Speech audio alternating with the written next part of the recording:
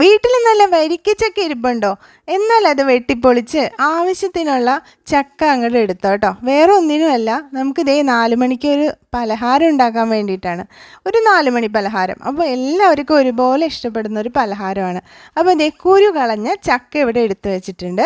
പിന്നെ കുറച്ച് മൈദപ്പൊടി, അതിലേക്ക് ഒരു മുട്ട അങ്ങോട്ട് പൊട്ടിച്ചൊഴിക്കുക. പിന്നെ ആവശ്യത്തിനുള്ള ഉപ്പ്, ഏലക്ക പൊടിച്ചത്, പഞ്ചസാര പൊടിച്ച് ചേർക്കുമ്പോൾ ഇത് നമ്മൾ മിക്സ് ചെയ്യുമ്പോൾ പെട്ടെന്ന് തന്നെ അതിൽ അലിഞ്ഞ് കിട്ടും കേട്ടോ. ഇനി നമുക്ക് ഇതിലേക്ക് കളറിന് വേണ്ടിയിട്ട് കുറച്ച് മഞ്ഞൾപ്പൊടിയും കൂടി ചേർത്ത് കൊടുക്കാം. മഞ്ഞൾപ്പൊടിയും കൂടി ചേർത്തിട്ട് നന്നായിട്ടൊന്ന് മിക്സ് ചെയ്തെടുക്കാം.